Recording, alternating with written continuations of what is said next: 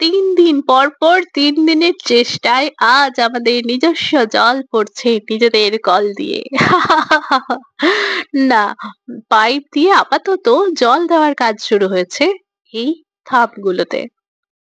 পাম্পের মেশিন বসানো হয়ে গেছে, এদিকে সুইচ চলে এসেছে, কারেন্ট আনা হয়েছে একটা জায়গা থেকে। মানে আমাদের পাশের জায়গায় রয়েছে একটা বাড়ি যেখানে আমরা স্টোর রুম বানিয়েছি, সেখানেই রয়েছে কারেন্ট আর তাদের কারেন্ট দিয়ে আমরা চালিয়ে দিচ্ছি পাম্প। এখনো পর্যন্ত যা, যা কাজ করার জন্য আমাদের কারেন্ট লেগেছে সেটা কিন্তু ওখান থেকেই নেওয়া হচ্ছে। এই যে বালি দিয়ে পিলারের গর্তগুলোকে বন্ধ করা হয়েছিল, সেগুলোকে তো এবার ঠিকঠাক টাইট করতে হবে। তার জন্য প্রয়োজন জল। আর দেখুন কিভাবে জল দেওয়া হচ্ছে পিলারগুলোতে। একটা শাবল দিয়ে গর্ত কুড়ে কুড়ে একদম ভেতরে জলের লেয়ার পাওয়া পর্যন্ত এটাকে জল দেওয়া হচ্ছে।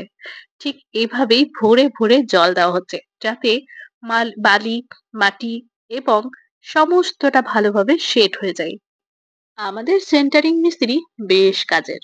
তার কথায় সে বলছে, সে না হলে অন্য কেউ যদি হতো, তারা নাকি জল ওপর থেকে হালকা করে দিত বা না দিত, দেওয়াল কিন্তু তুলে দিত। আমি বললাম, আমি কি অত সহজে ছেড়ে দিতাম নাকি?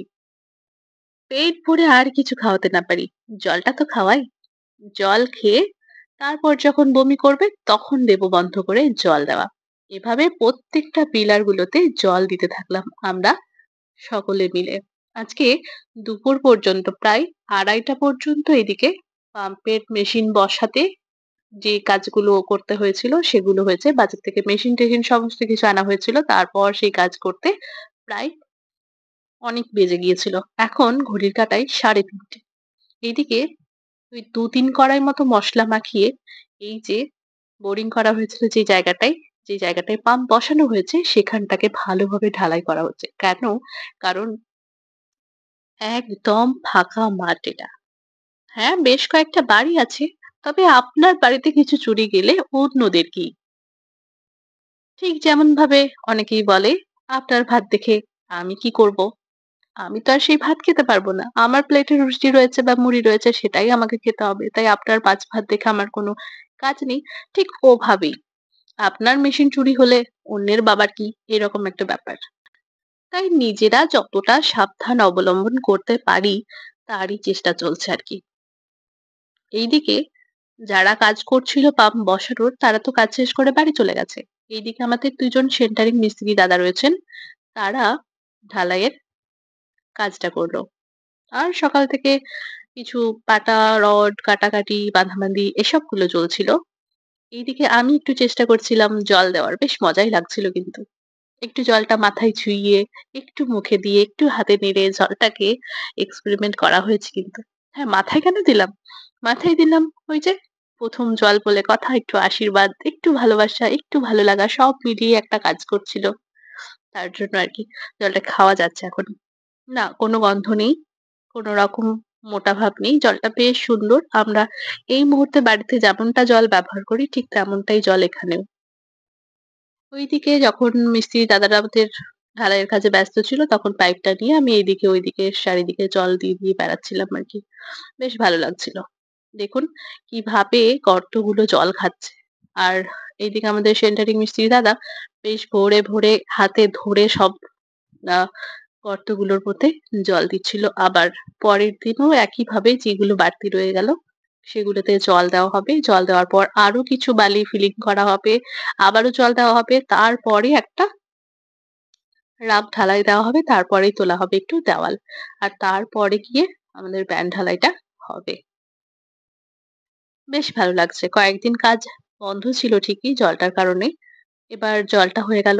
বড় একটা ঝামেলা শেষ হলো আরকি। বা বলা যেতে পারে বড় একটা কাজ আমাদের হয়ে গেল। এদিকে মাথার উপর সূর্য অস্ত যাচ্ছে তাই ভুলভাল লাইট দিতে, দিতে সে চলে যাচ্ছে। এদিকে আমরাও বাড়ি যাবো।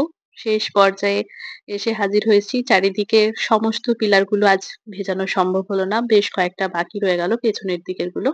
এদিকে ঢালাইটা হয়ে গেছে। এবার এই পাইপ-টাইপ গুলো, কারেন্টের যে তারগুলো সমস্তটা খুলে ঘরবন্দি করতে হবে। তার জন্য মিনিমাম ০.৫ ঘন্টা সময় লাগবে। আর সেই সময় হাতে নিয়েই আমরা কাজ শেষ করলাম আরকি। যাই হোক ৩ দিনের চেষ্টায় আমাদের নিজস্ব বাড়ির নিজস্ব জল কিন্তু হয়ে গেল। আর এই সমস্ত কিছুর খরচা হয়েছে মাত্র ৳৫০,০০০। এরপর এই যে লেবার পেমেন্ট বা আরো মিষ্টি খাওয়ানোর টাকা বলুন, একটু টিফিনের টাকা বলুন, সেগুলো কিন্তু ধরা হয়নি। শুধুমাত্র জিনিস কিনতে আর যে কন্ট্রাক্টর এর সাথে কথা হয়েছিল, তাকে পেমেন্ট করতেই ৳৫০,০০০ লেগেছে। এবার বাকি আনুষঙ্গিক ১,০০০ টাকা যদি ধরে নেওয়া যায়, তাহলে কিন্তু ঠিকঠাকভাবে হয়ে যাবে। তাহলে আর কি। জল এদিকে পড়তে থাকুক, আমরাও কাজ শেষ করি। কাজ শেষ করে রওনা দিই বাড়ির দিকে। গতকাল কাজ চালু থাকবে। দেখা যাক কি করা যায়। এবার তো আমাদের এই গর্তগুলোতে জল দেওয়ার পর ঢালাইয়ের কাজ হওয়ার কথা রয়েছে। এভাবেই একটু করে কাজ তো এগিয়ে নিয়ে যেতে হবে। তাই চেষ্টা চলছে এখন শুধুমাত্র কাজটাকে কিভাবে এগিয়ে নিয়ে যাওয়া যায় তার প্ল্যানিং এ। কথায় বলে যা হয় তা ভালোর জন্যই হয়। আর তাই বোধহয় এত সহজেই সবকিছু স্মুথলি এগিয়ে যাচ্ছে। ঈশ্বরের আশীর্বাদ, আপনাদের ভালোবাসা সমস্তটা মাথায় নিয়ে আমরা এগিয়ে চলেছি। নিজেদের বাড়ি যে স্বপ্নটা ছিল সেই স্বপ্নটাকে সত্যি করার উদ্দেশ্যে। এই শহরের বুকে আমার একটা বাড়ি হবে। এই শহরের বুকে আমার বাড়িতে একটা লাইট জ্বলবে। এটা স্বপ্ন নয়, আজকে বাস্তবে হচ্ছে আরকি। স্বপ্ন দেখতে সাহস লাগে। হ্যাঁ, স্বপ্ন দেখতে সাহস লাগে। ভয় পেয়ে লুকিয়ে থাকলে স্বপ্ন সত্যি হওয়া তো দূরে থাক। স্বপ্ন যদি নাই বা দেখব, স্বপ্ন পূরণ হবে কি করে? তাই স্বপ্ন দেখুন। স্বপ্ন একদিন ঠিক পূরণ হবে।